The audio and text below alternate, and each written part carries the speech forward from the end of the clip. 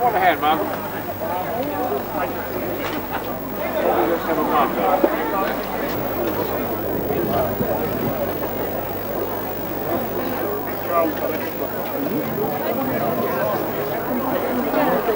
Will he recognise him? I saw you walking over.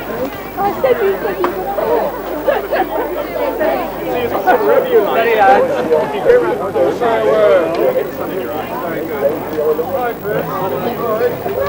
Hi, Chris. I know, yeah. You're still here. Everywhere.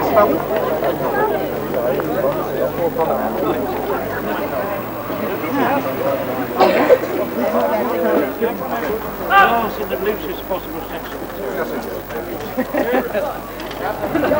Can I join you? And I shall just direct a few people.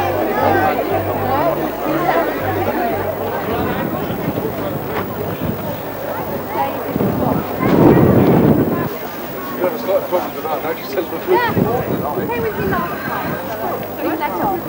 Oh, right.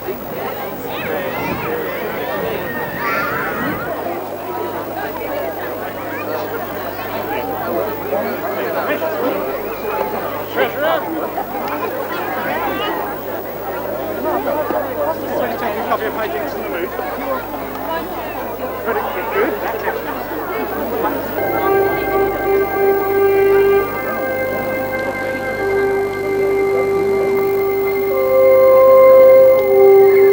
In the midst of time, before and between the ice ages, early man roamed this valley. Men of the old Stone Age, the Paleolithic, hunted beneath the ancestors of these trees. Here in the mood, a hand axe was found, a flint implement perhaps 2,000 years old. Just think about it. The person who picked up the hand axe was in all probability the first human being to touch it since he left the hand of its maker. The residents of Castle Meadow, a stone's throw no more to the south of here, are living on exactly the spot where Middle Stone Age hunters built their seasonal camp. They cut down trees with their flint axes, built light shelters and left traces of their herds. They also worked their flint here. 38,000 pieces of worked flint have been found, of which 1,000 were finished tools or weapons. These hunters would follow the herds through the season, returning to good safe camps near water year by year. Castle Meadow and its surroundings appear to have been attractive to settlers. There was a nearby river for water, travelling and wildfowl. The woodland of the clays and gravel to the south for game and fuel, and the sandy shore of the sheltered terrace hollows. These conditions brought three distinct groups of prehistoric settlers to the area: the Mesolithic, Neolithic, the New Stone Age, and after them, the Beaker people. By the time that the Bronze Age arrived in these parts, the hunters were becoming farmers. They settled in one place to grow, harvest, and grind their grain. Animals were becoming domesticated. Coins and rubbing stones have been found, spindle wheels and loom weights of baked clay. The dead were buried with ritual and respect, often with weapons, food, or jewellery to take with them to the afterlife. A fine Bronze Age bracelet found near Downton dates to about 1,000 years BC. So far, little evidence of the Iron Age has turned up in the village, although there is plenty round about. But there is the odd piece of pottery, and since it has clearly been the most desirable place to live, the Roman who stood on this spot some 1,700 years ago and looked about him at the river and the homesteads with their fields and animals and the smoke rising from their hearths, will have said to himself, "Yes, this looks like a good place. We'll settle here." You can almost hear him thinking it. Lift off! Made up!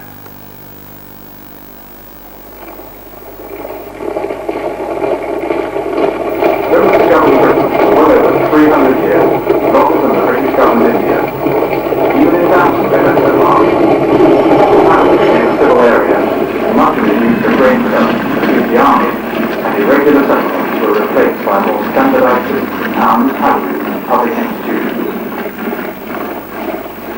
country was found to be divided into little states ruled by native kings, and like the British Raj, the Romans used these divisions for their administration.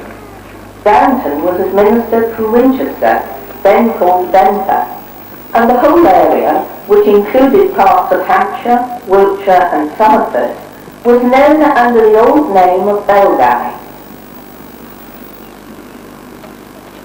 The Downton Villa was built around the end of the 3rd century AD and probably remained in use until the middle of the 4th century.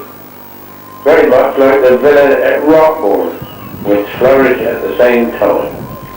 The area, which has yielded up Roman remains, covers at least 12 acres, but is almost certainly larger. The house itself lay just behind us in Moot Lane, where the mosaic floor of the bathhouse was discovered in the garden of number 12 in 1953. On a small rise facing west, you see the house. You are impressed by the coloured plaster on the walls, the tessellated floors, and particularly by the glass in some of the windows. In a couple of rooms there are mosaic floors, and the floor of the bathhouse is also mosaic. The bathhouse itself is situated on the southeast corner of the house, entered by a small back corridor. There is plentiful supply of hot water, and the whole villa is centrally heated. Very necessary in the dark and muddy English winters. Well-to-do Romans lived in comfort, although it must have been difficult when the central heating broke down. If it gets any colder, I will perish, with God's help me. Where was I, Luke? You had reached dearest Mater, Mom. Someone doesn't get this pipe ball sorted out soon. This will be my last will and testament. Dearest Mater, at long last the winter seems to be coming to an end. The children have had a succession of what these ignorant stuffs called cross that out. The children are English savages. Oh, what's the whole country as far as I'm concerned? Will this winter never end? No gayer than sleep, followed by fog, mist and rain. What possessed our revered ancestors to colonize this God-forsaken country in the first place? So my ancestors, Mom, they were English. No, they have been sent. Greetings, Flavia. I bring good news. They finished building the main walls. Tomorrow they start on the floors. Oh, wonderful. At this rate they'll be finished for the next winter. You should see the wall. Stripes of green and yellow. It looks like the forest in springtime. It's really pretty. Do come and see it.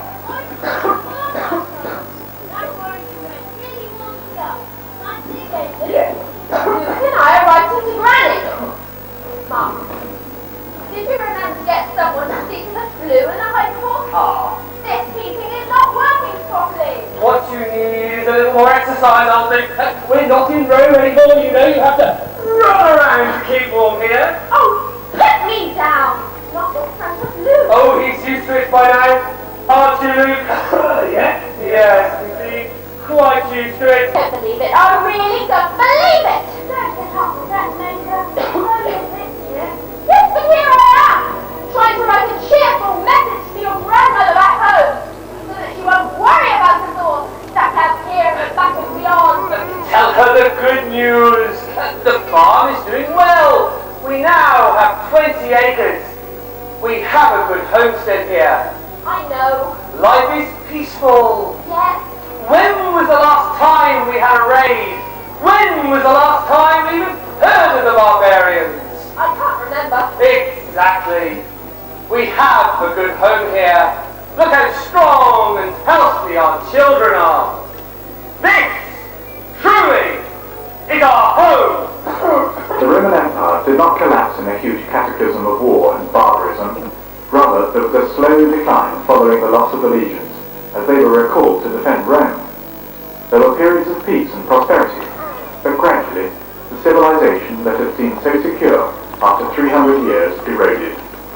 Coins were no longer imported after AD 400, and by AD 430, none were in use in the province. Following the loss of the coinage, the market gradually ran down, along with the highways which became unsafe for travellers.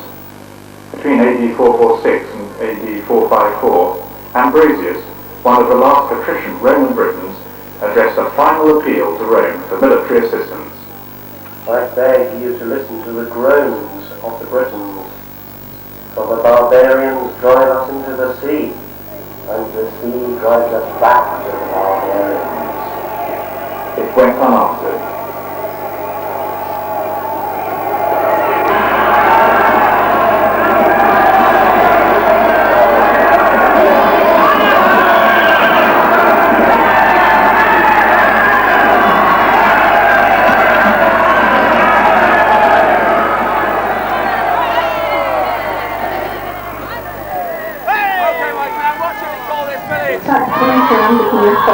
And in spite of efforts against them by the Belgae, overran southern England.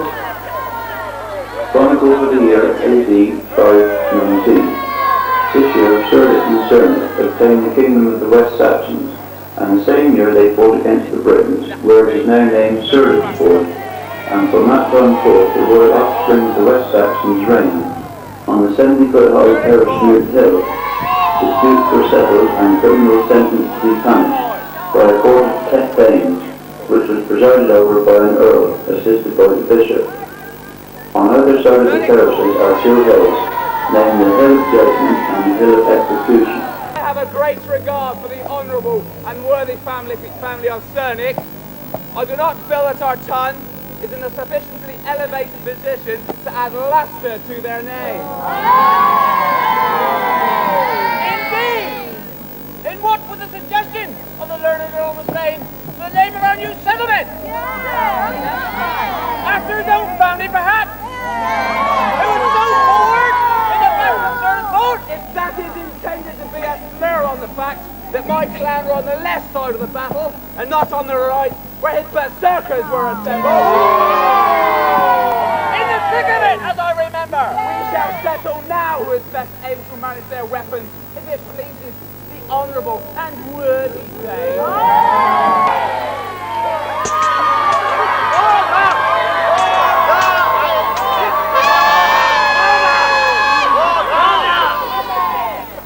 I have listened to enough of this debate as to what the name of this new settlement will be. It is obvious that you cannot agree in a civilized manner. We will therefore name this place Downton, the town on the hill. There's been a Christian church in Downton for over 950 years. King Canigaris, grandson of the great Cedric, became a Christian and was baptized by Marinus, the first bishop of the West Saxons, in AD 635.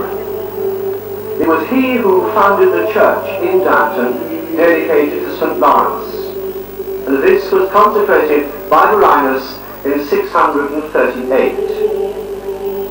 Canigaris did not live long enough to see his church consecrated, but his son Kenwald is said to have endowed the See of Winchester with most of the land in Downton.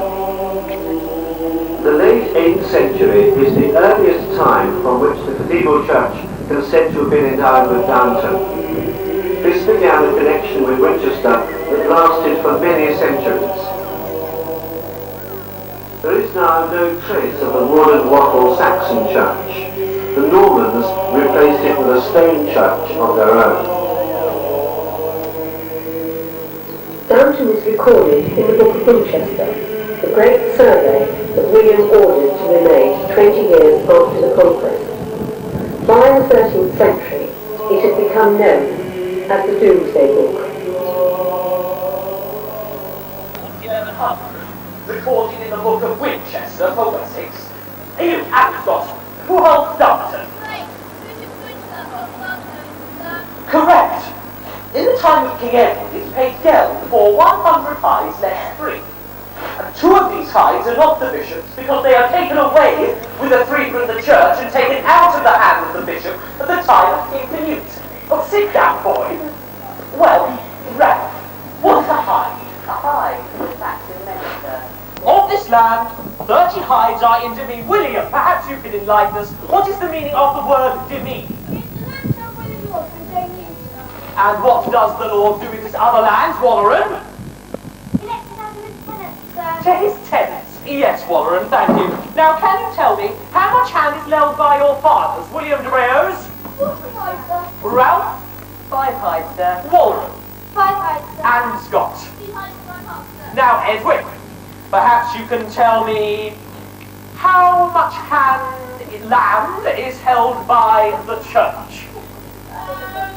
About 4, sir. Yes, a lucky guess, no doubt. And the Holy Church, how many house hides does she hold?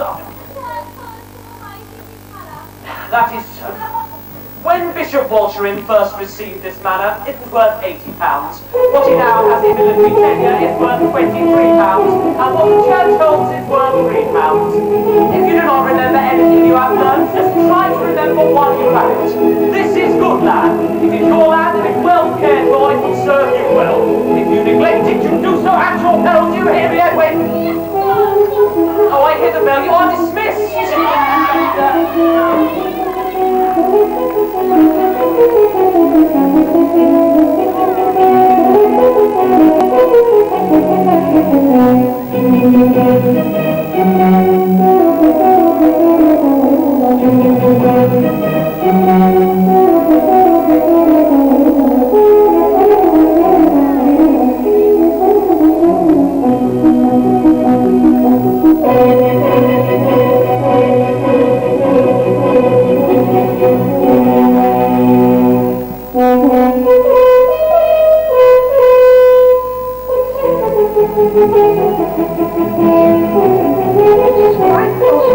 That King William rested here while hunting in the forest, which would have extended as far as Downton in those days. The Bishop of Winchester's palace, Old Court, which lay just below the moot on an island in the river, would have been a very convenient place to stay.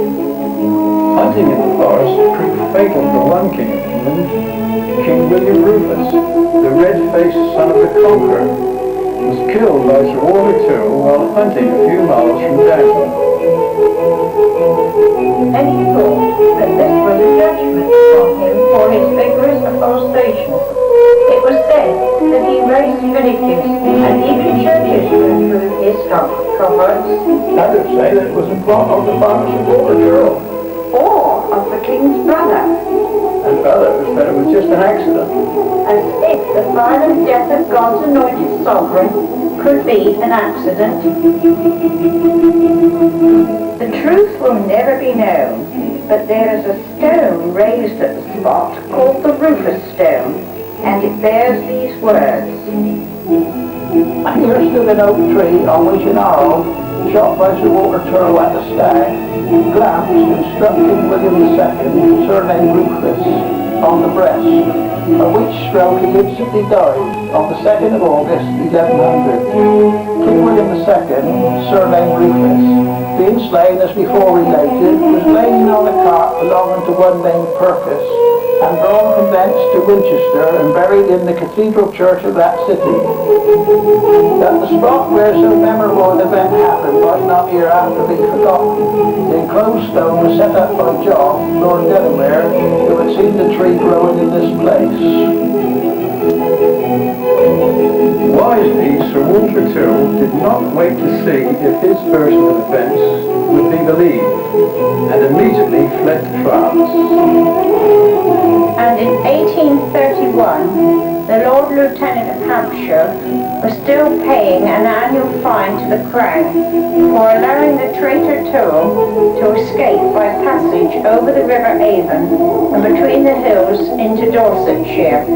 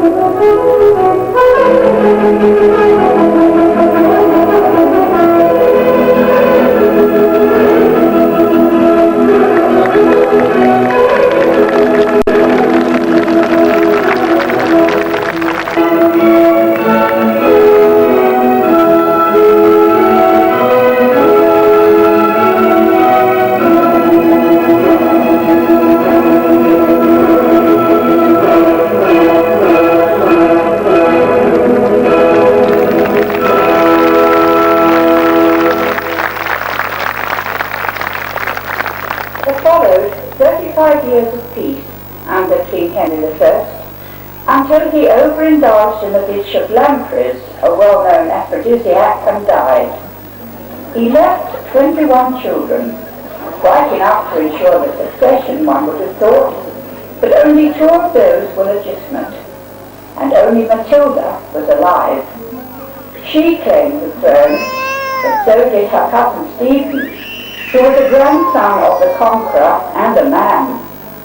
The country divided over the rival claims, and civil war broke out, and ravaged the land for 13 years. Downton did not escape the general chaos. After all, it belonged to the powerful and ambitious Bishop of Winchester, Henri de Bois. And who was Henri's elder brother? Why, King Stephen. And Sir Private Secretary to Bishop Henri de Bois, a most great and puissant lord, and father of the new King Stephen. For how long, I wonder, these are troubled times. You would have thought we would be civilized by now. After all, it is nearly a century since the conquest. Mon Dieu, I digress. My lord, the bishop, he has his aspirations. Oh yes, to be the greatest in the land. Greater even than the king. You are surprised? What is temporal power alone? When to that, you can add the power of the church. To be king is greatness indeed, but to be Canterbury. There lies the real power. Canterbury. That is what he wants. And why not? With his brother as king, as other king.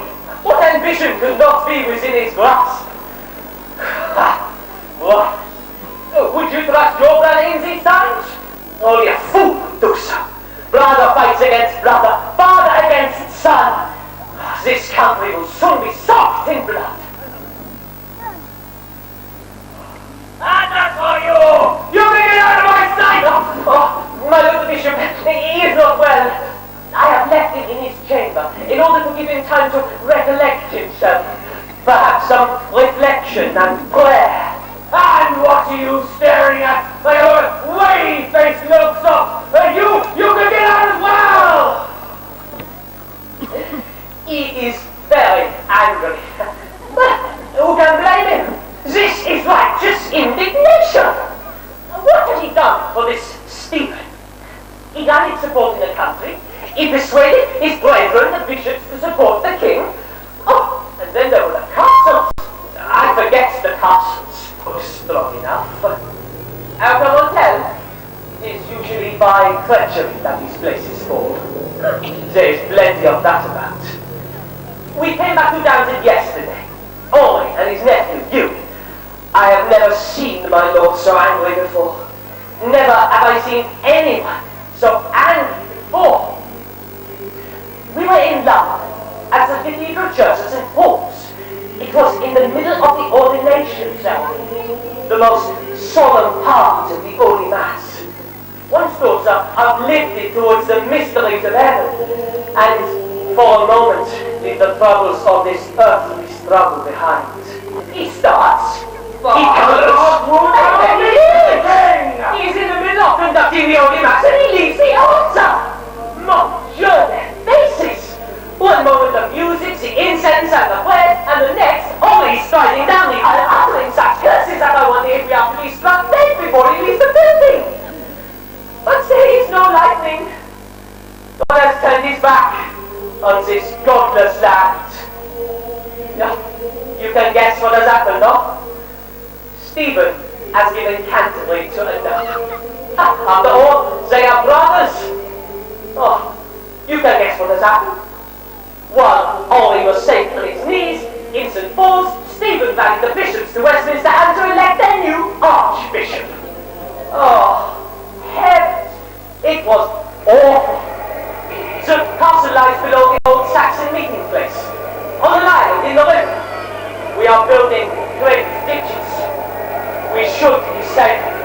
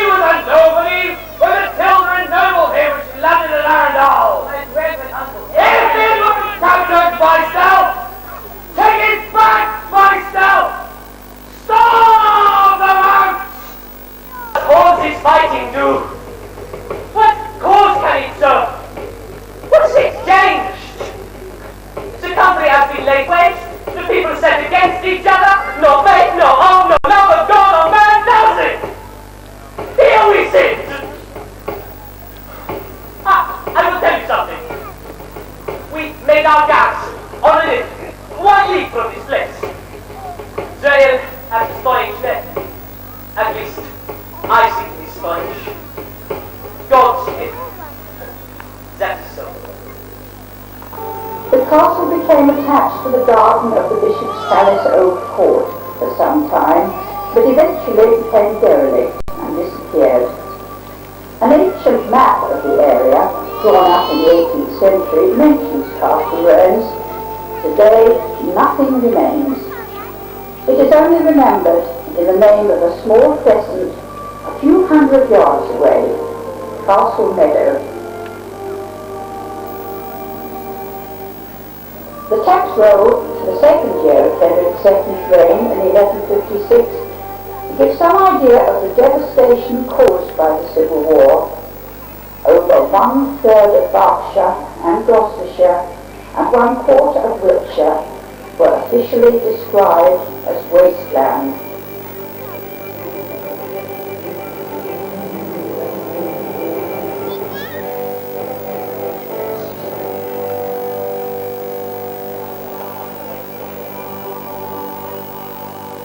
In the 13th century, Downton was centred around the parish church of St. Lawrence and the Saxon Moot, where the bishop had built his palace and his castle. From the castle lay the two Downton mills, at present first recorded in 1086. The mills standing today are almost certainly built on the original 10th century mill sites, and the two are 7 that the bishop owned in his Downton manor. This industry, combined with a rich grazing for cattle, particularly for sheep, made then a profitable manor for the bishopric of Winchester. The River Avon, a natural barrier, was forded at Downton, and in the 13th century, Bishop Peter de Roche laid out the borough. The broad wide street that leads up the village from the present Salisbury Road.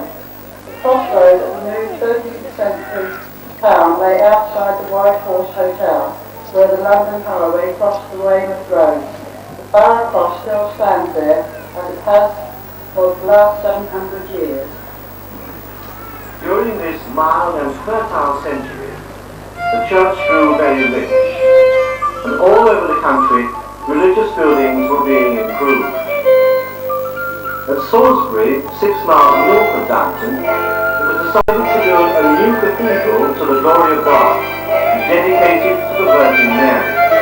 It was the only cathedral constructed at this time as a single conception, and stands today without foundations on the bed of shingle that lies beneath it. Surely it's unknown.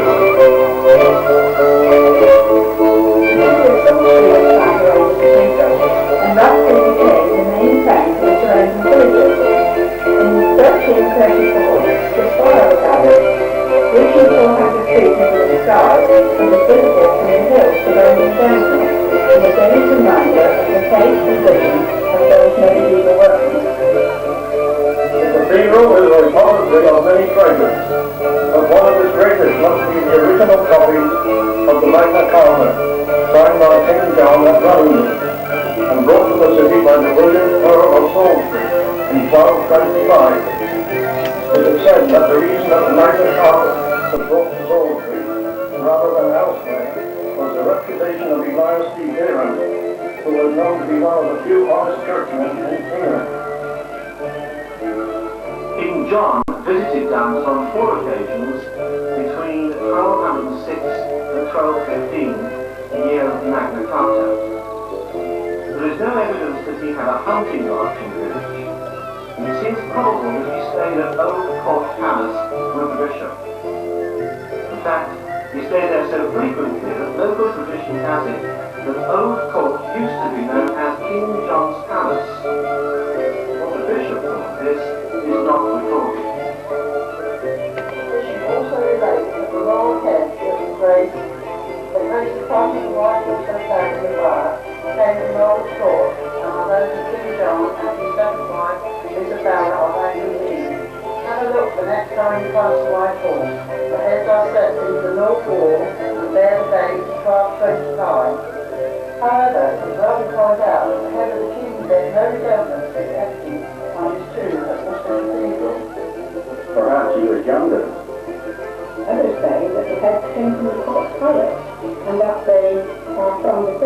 Christ the King and the Virgin Mary.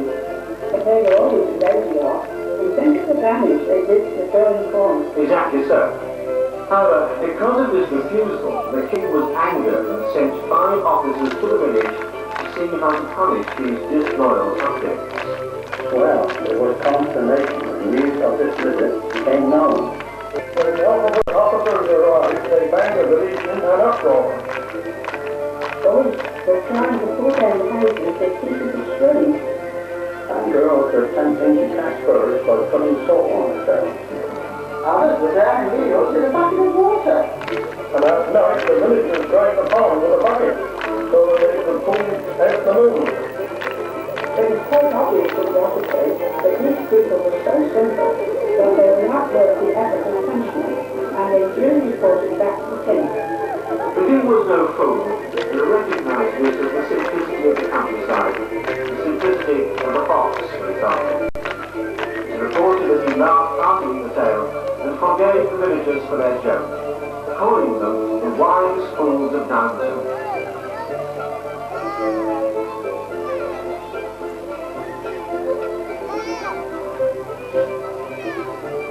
13th century was a time of great expansion. When it was warm and hospitable, the harvests were plentiful and abundant, and the population grew. It grew so rapidly that arable farming started to encroach onto more marginal land. This was fine when the weather was good and the harvest plentiful. People began to live at subsistence levels, and they were prone to famine in times of bad harvest.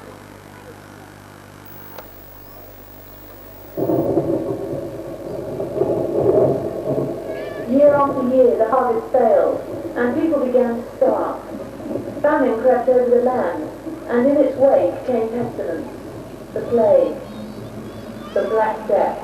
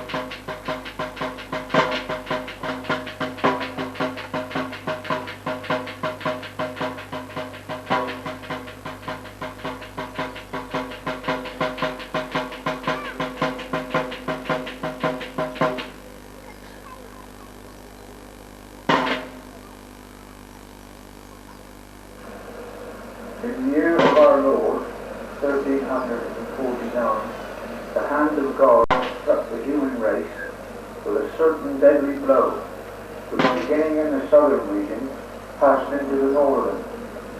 This scourge, in many places, left less than a fifth part of the population living. People fled from their villages and spread the plague elsewhere, or stayed, numbed with horror. And there was no reason for this catastrophe. Why had it happened? What did it mean? It must have seemed like the end of the world. We see death coming into our midst like black smoke, a plague which cuts off the young, a ruthless phantom which has no mercy in their countenance. Woe is me as a shilling in the armpit. It is seething, terrible, wherever it may come, a head that gives pain and causes a loud cry, a burden carried under the arms, a painful, angry knob, a white lump. It's all the form of an apple, like the head of an onion, a small ball of boil that stares at me. Grey is it seething, like a burning cinder, a grievous thing of an ashy colour. It is an ugly eruption that comes with unseemly haste. They are like a shower of peas, the early ornaments of the Black Death, cinders of the peelings. It is a grievous thing that they should be on the fair skin. God is dead nowadays. Prayers have no power, the plague to stay.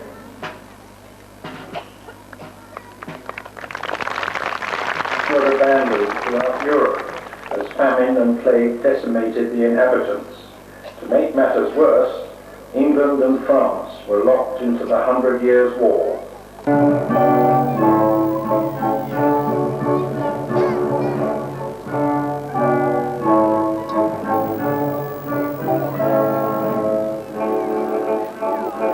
The effects of the Reformation were far-reaching in Downton.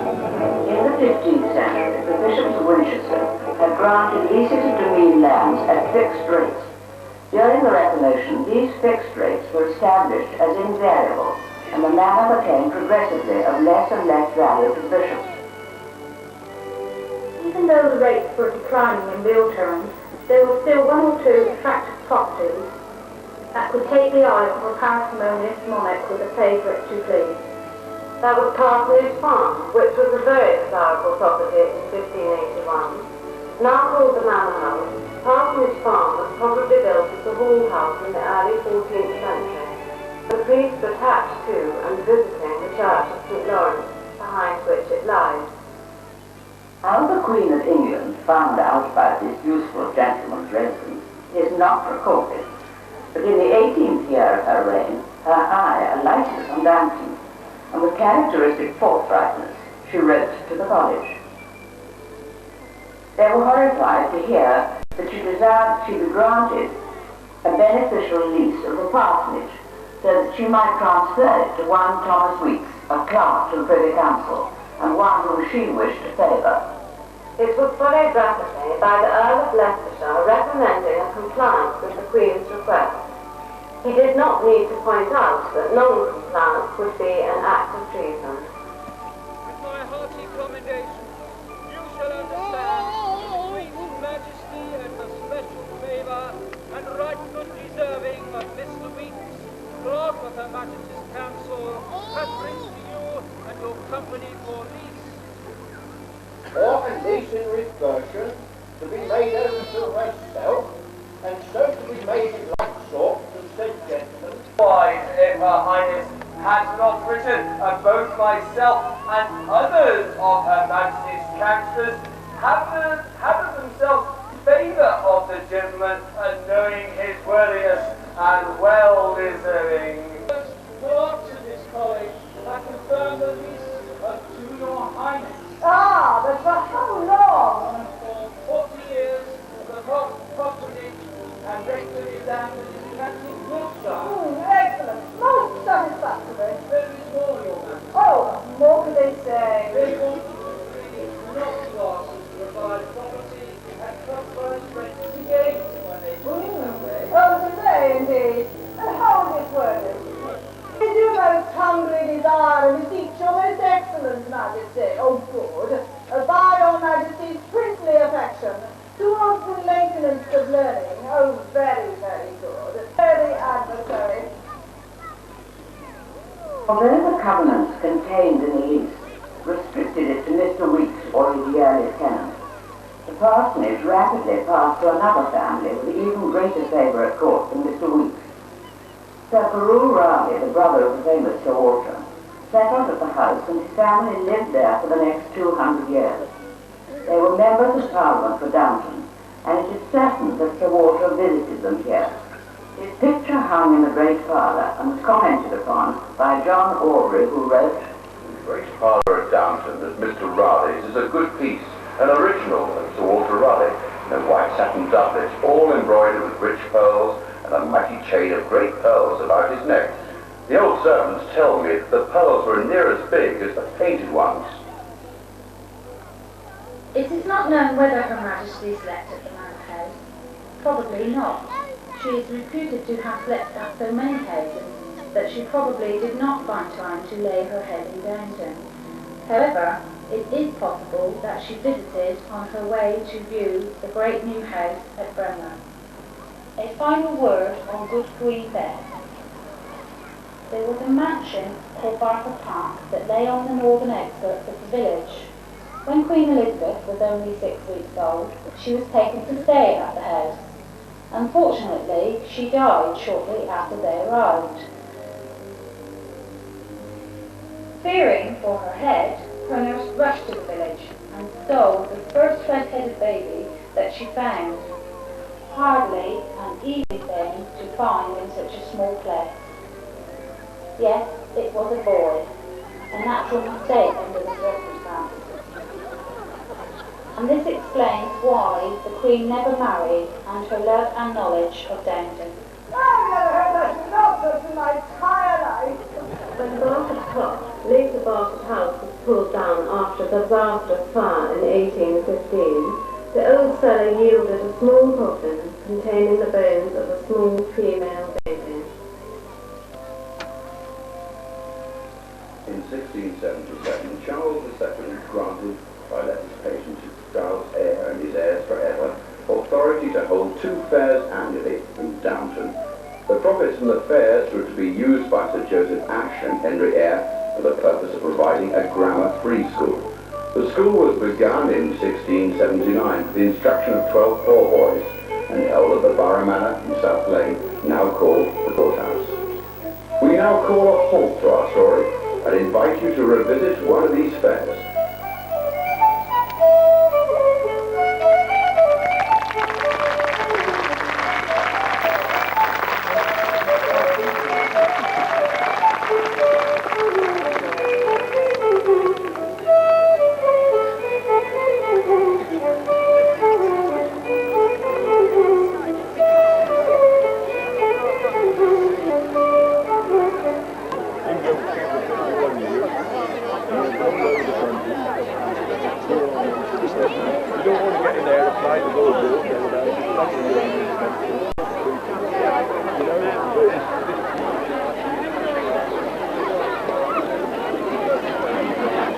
Ladies and gentlemen, the performance will start again in 5 minutes.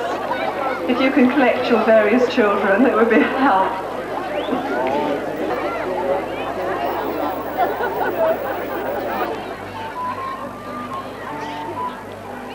Majesty, King Charles I of England, Scotland, Ireland and Wales. Queen Elizabeth I was not the last monarch to grace Downton with a royal presence. During the Civil War of 1642, as King Charles I was on his march to Oxfordshire, he passed through Downton. There he spied a gentleman hunting in the fields.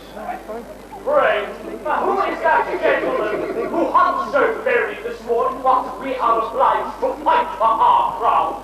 Pray, who is that gentleman who hunts so merrily? Who is that gentleman in the field? You, really, how kind. Oh, you now. Who, me, huh? Yeah, some shit off. I say, why, my good chap, where do you come from? I am Sir Richard Shudgraw from whose house, Downton. Really? Wait there with those real False, lad, false. Apparently, sir, I'm the gentleman of Sir Richard Shudgraw. And from whence does he hail? The new house in Mrs. Downton. We would fain speak with this sportive gentleman. Perhaps he will lend his help to us in our cause. Come here, hungry man. Foul for your majesty. Your majesty! So, Richard, is there good sport in the fields this morning? We're hunting rain! Your majesty! We can offer you a better sport than this. Your majesty? Our prey is greater and more ferocious. It is a beast that wishes to devour not only your rabbits and your fowl, but the whole of this fair kingdom. Your majesty! Do you wish for that, Sir Richard? Indeed I do not, sir. Then will you join arms with us and march against the parliamentarian? That I will! With all my heart now! Hurrah! Hurrah! Hurrah! What are you standing at going hurrah? Come, there's work to be done! All vets, come quickly now! Knight, thus roused by the sight of royalty in distress, returned home, armed his tenants and dependents for the field, and joined the royal forces at the battle of Edge Hill.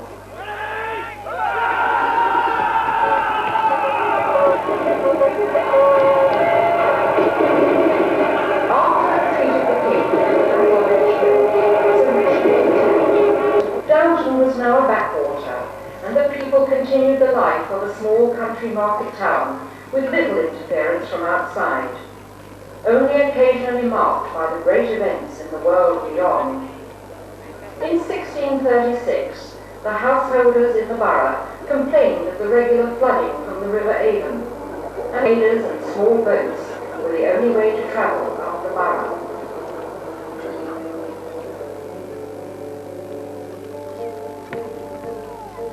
We are now entering the 18th century, the age of elegance and reason.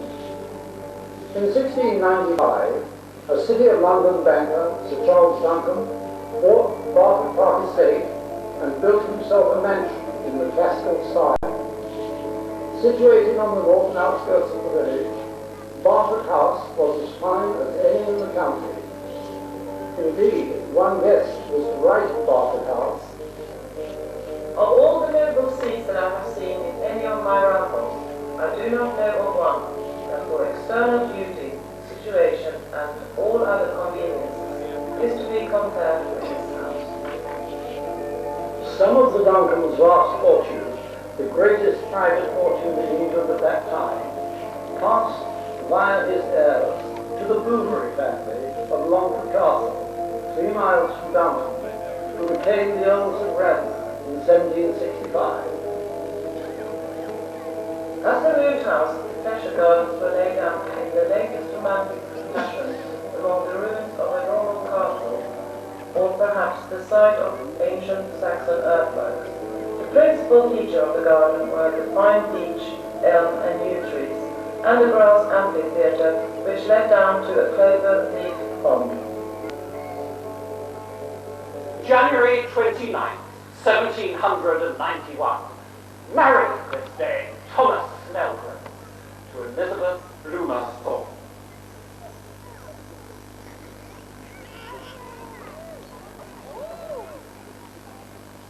May 18th, 1791. Downton election settled with Bovary and Scott and Chateau and Wrightson. The news came on Wednesday. December 25th, 1793, Christmas Day. Dined at Father's at George Inn. 28th, 1794, a fast day. June 11th, 1794, one day to Dean Races. October 23rd, one day to Downton Court. Father nominated as mayor.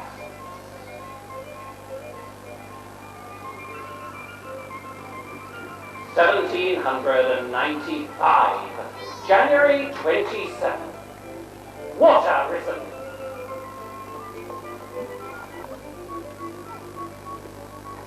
February 9th and 10th. Second day's flood.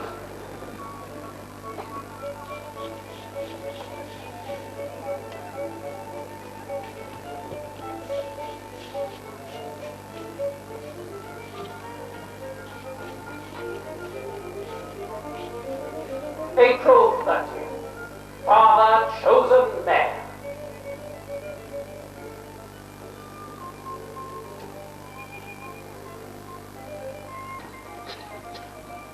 Waiting for a flood.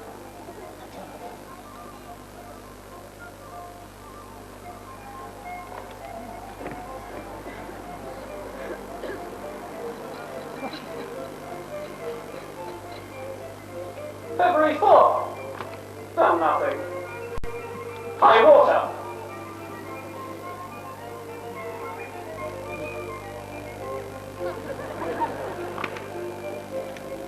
(1797) May 11th. Downton Spring Courts of Law. As foreman, I find Mr. Hoggett 5 shillings. As juryman, I find Henry Franstone 2 shillings and 6pence. Ha! July 5th, 1828. A severe storm began at sunset and continues for 3 hours.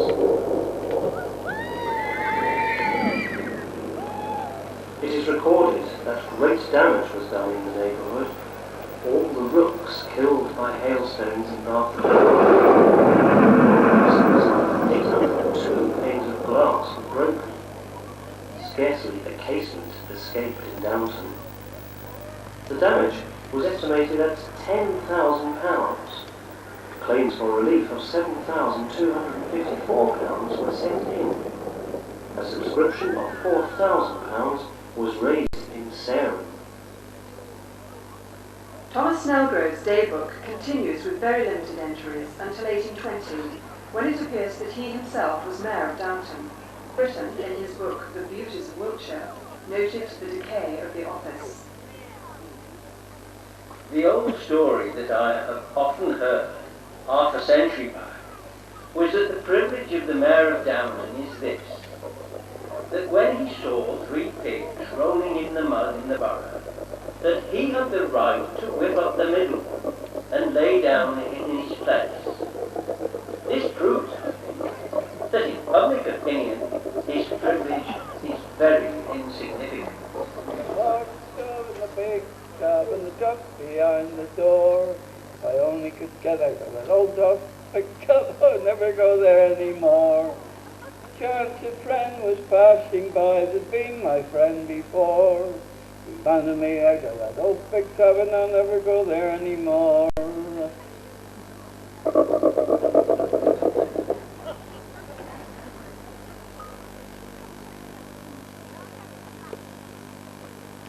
Horatio Admiral Lord Nelson was killed at Trafalgar. His heirs were given Stanley House, 2 miles from Downton. This splendid Palladian mansion had been much improved by 3 previous owners, and in 1814 an Act of Parliament was passed under which the estate was purchased by the nation for £120,000 for the heirs of the hero of Trafalgar. Unfortunately, the nation omitted to provide for Lady Hamilton, and she never visited Downton. The house was renamed Trafalgar House, known locally as Trafalgar.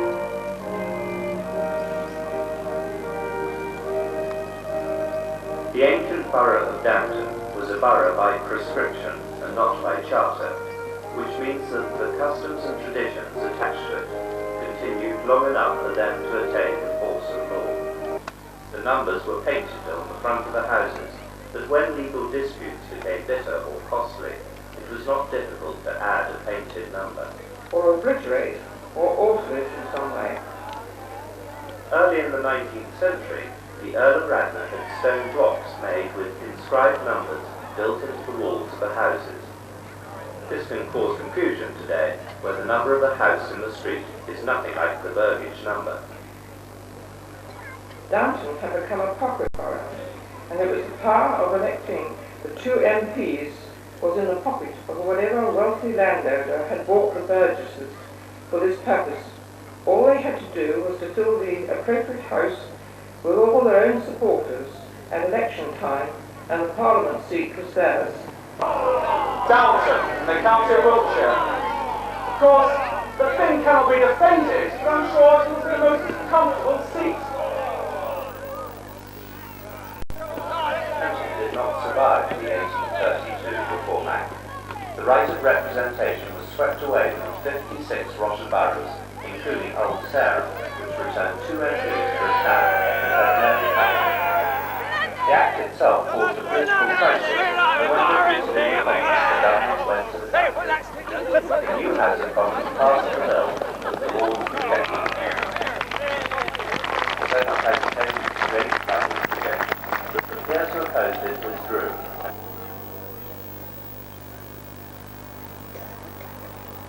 On December the 20th, 1866, Lady Nelson drove from Trafalgar in a carriage and pair and declared that Downton Railway Station was officially open, to the delighted cheers of the local children, who had been given a holiday from school for the occasion.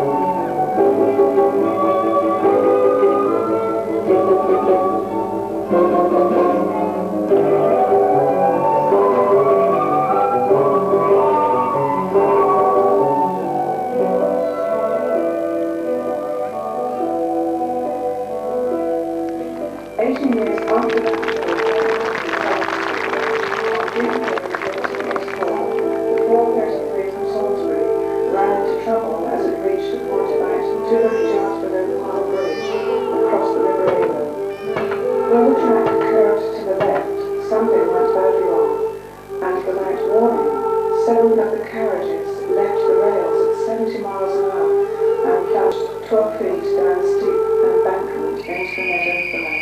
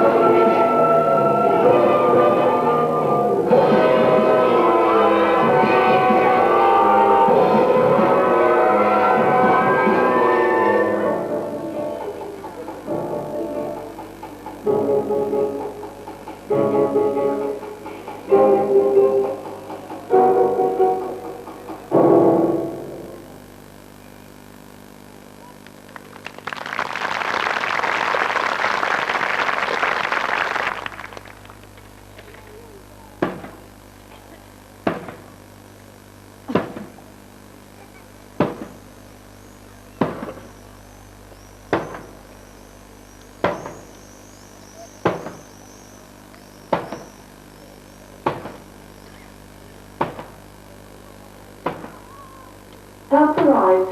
Bodies were stretched out along the bank. Among them, the daughter of the Fordingbridge station master lay dead.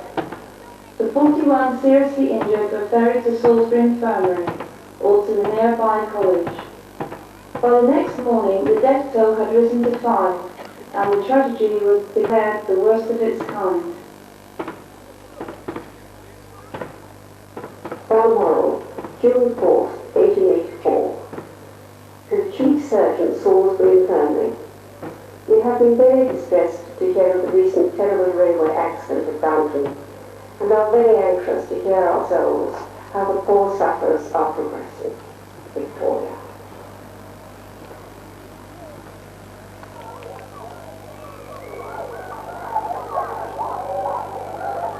In 1870, the first law was passed that said that children aged between 5 and 12 had to go to school.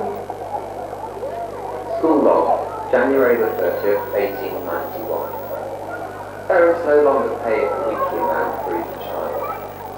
During the severe weather, boys from a distance, Greenwich, Charlton and Chartford, have been allowed until 9:15 a.m. owing to the difficulty of walking. On the roads, heavy traffic is usually in Squire, Lord Radcliffe, and the farmers who ride on horseback or drive a pony and trap. At the Bull, the children see carts which travel between Salisbury, Fordingbridge, and Linwood.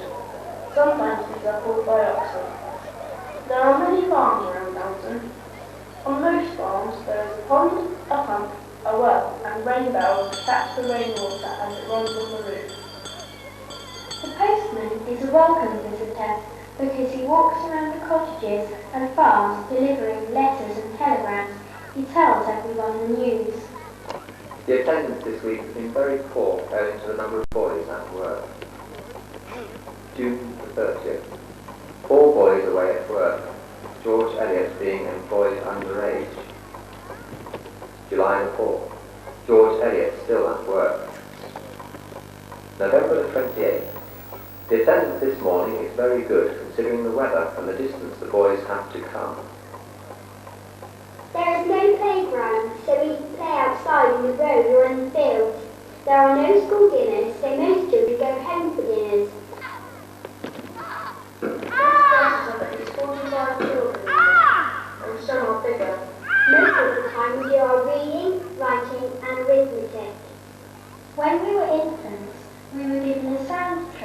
and a stick to practice our letters and numbers.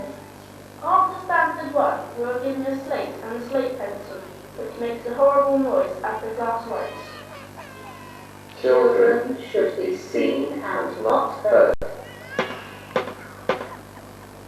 The elementary work is considered fair on the whole, but the children show a considerable want of intelligence. Mrs. Plaskett came into school and fetched her child away in a most insulting manner. She was being kept in to read as she had been obstinate during the lesson. Our teacher is very strict and keeps a cane by his desk and a book in which he writes down our punishments.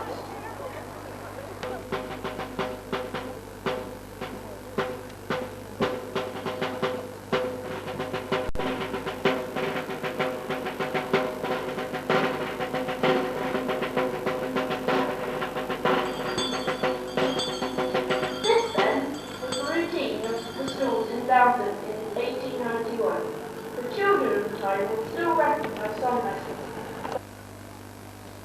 All things bright and beautiful, all creatures great and small, all things bright and wonderful.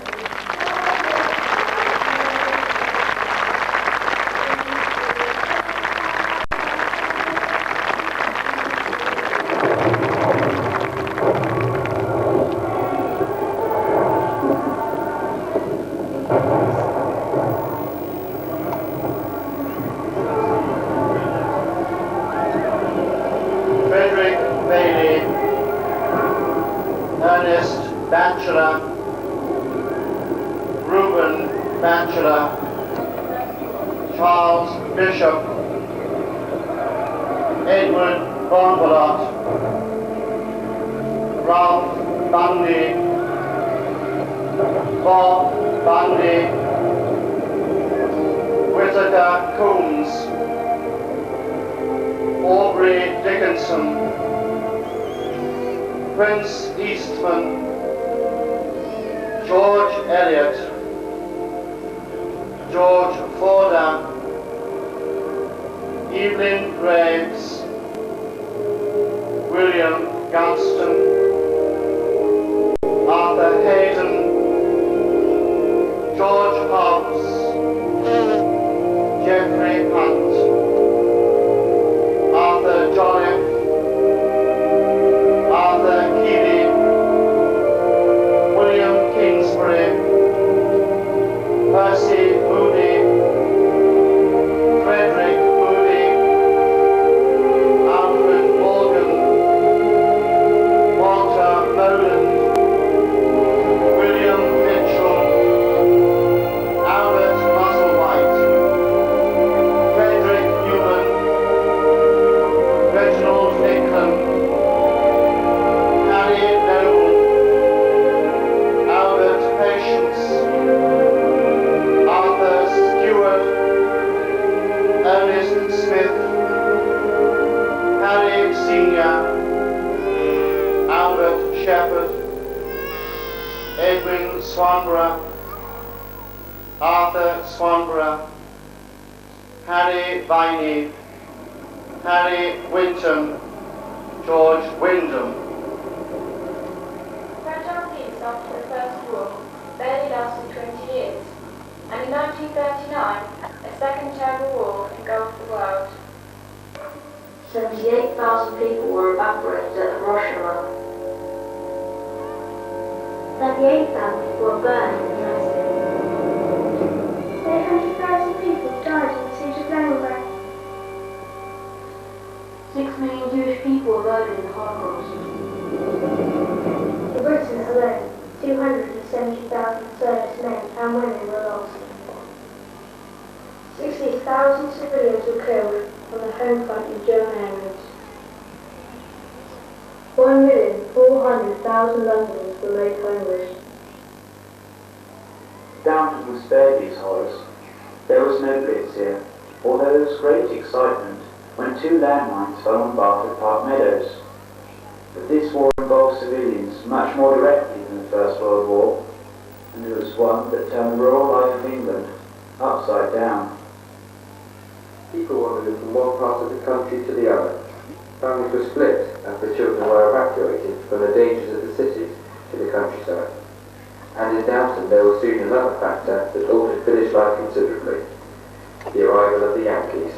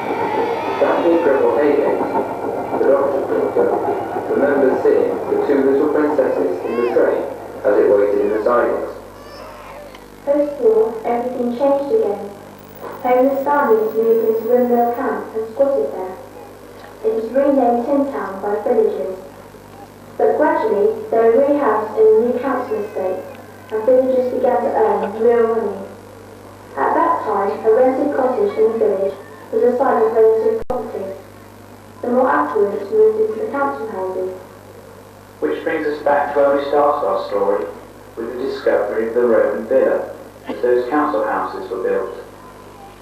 But we haven't finished with Downton's history yet. Even after the war, Downton had its moments of glory. In the 19th century, well, Daniel Richmond, along with Richard Longman, discovered how to hot it up.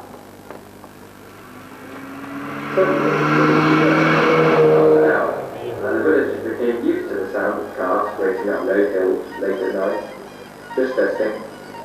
If your mini hadn't had a Downton conversion man, you just weren't where it was at. I wonder what has changed the village more than any other invention. The car as transport for everyone. It has transformed small rural communities and changed the landscape and environment more than anyone could have dreamed possible.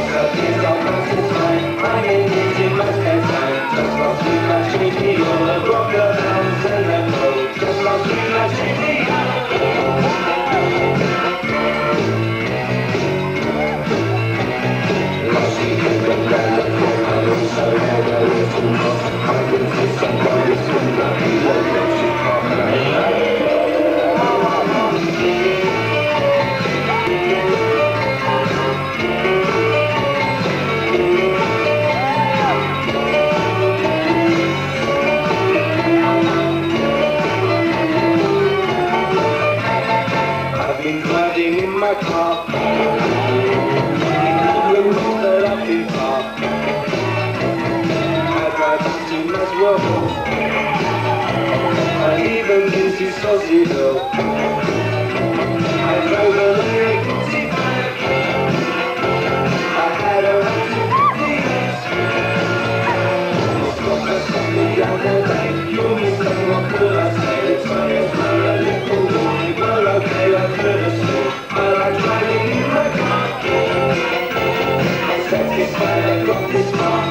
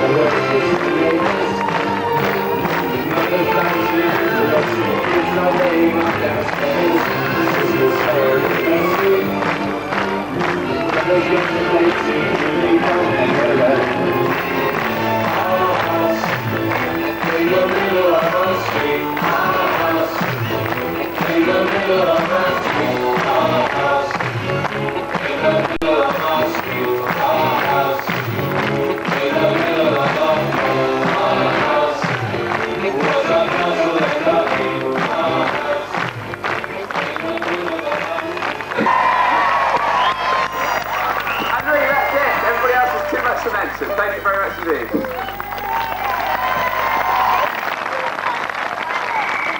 Why did we going to do that? Because there are so many people to thank. The cast, the directors, the sound technicians, and I'd like to try and get some of the people from the back on. Where's Joan? Joan Moss, John Spencer, the continuity people, the establishment for a few days. Blakemore and Martin haven't got planning permission for that drone. I do understand it was raised at the district council planning meeting last week. So unfortunately we've got to take it down in a moment too. But thank you everybody, and thank you also to the police because they have been absolutely super.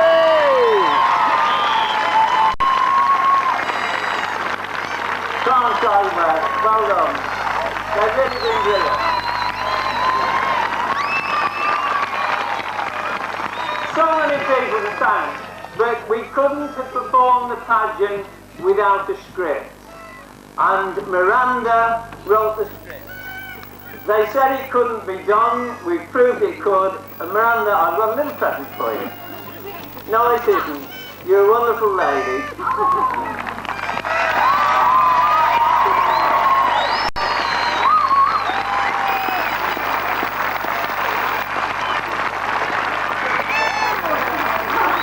We sat there all night. Come and join us in the dance.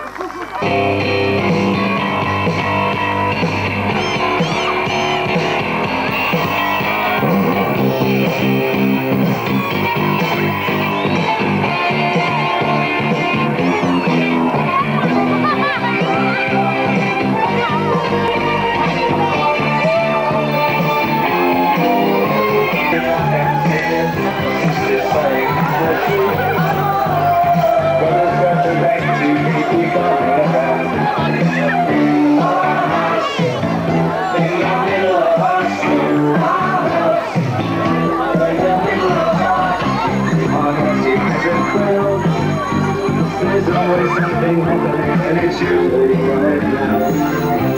Our empty clubhouse, nothing ever slows down, and this is the one. Our house, in the middle of our street. Our house, in the middle of our street. Our house, in the middle of our street. I get something to work.